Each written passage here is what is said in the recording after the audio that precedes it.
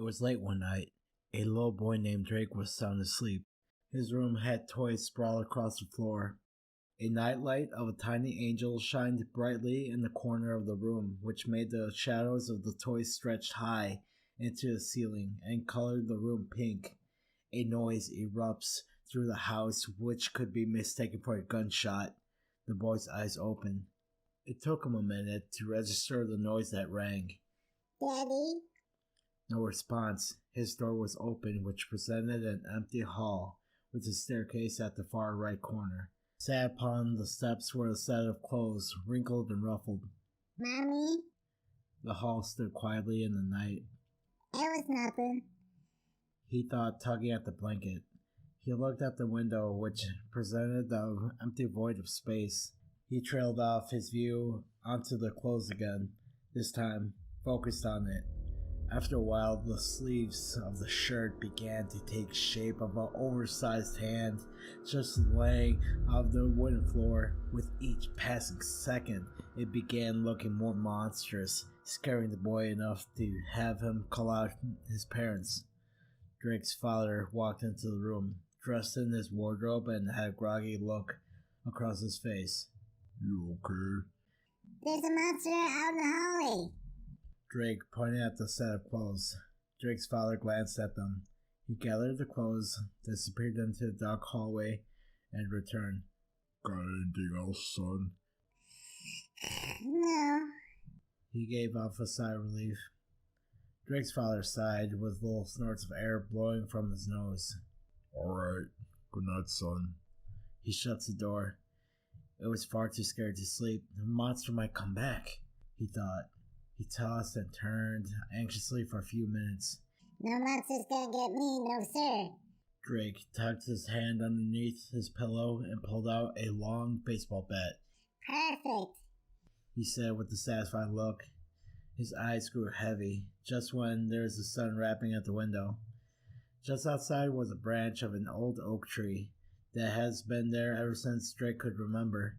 He closed his eyes and fell asleep.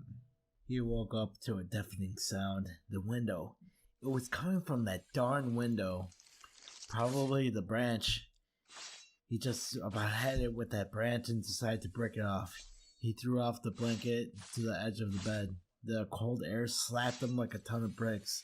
He was expecting a dark brown branch knocking on the window rather insistently, as if it was waiting for approval to get inside. It did not look like a branch, however. It was a long, bony hand. Its talons were leaving thin claw marks on the crystal glass. Drake ducked into the covers, gripping the bat with enough force that could choke a full-grown man. He shrieked for his dad. Dad, come here, there's a monster, quick, Dad! He whimpered. Drake's father quickly comes into the room. The terrified boy could not see a thing, only the impenetrable darkness underneath his blanket. All he thought was what the hand was going to do to him. The door creaked open. "What's wrong, son?" The window. Drake stammered. "What?" he said with an annoyance to his voice. Silence filled the room. Drake's father then lets out an assuring, "Oh." Drake heard the window open, the rustle of the tree branches followed by a crunch. The window slammed shut. Drake could hear his father deeply inhaling, but no exhaling. It was hard to make out what Drake's dad was saying underneath the covers. A mutter finally escaped his voice, followed by a long period of silence. "Son, I think you are getting nightmares because of that nightlight. The colors give you bad dreams," he finally announced.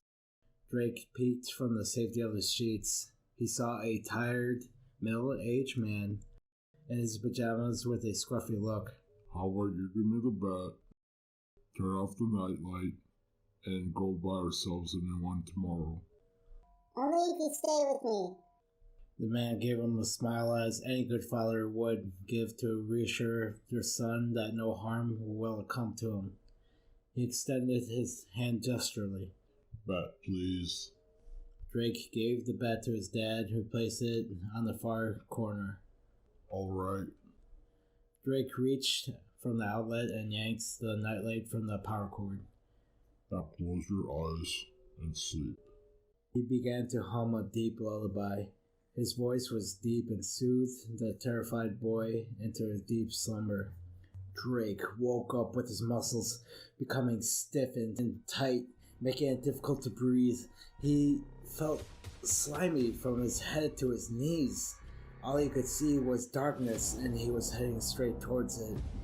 Sitting on top of Drake's bed was his father.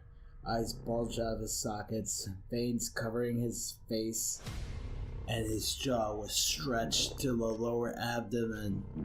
In his mouth were a pair of tiny feet poking out, and with a push of his hand, he shoved the feet and swallowed whole. Thank you guys so much for listening to my story. It took me a while to do it all, and I was learning on my way. And if you liked my material, please subscribe to me at my channel and be sure to give me a like. You know, this is my first time on YouTube, so yeah, I'll do some more projects in the future. Catch you later, guys. Stay groovy.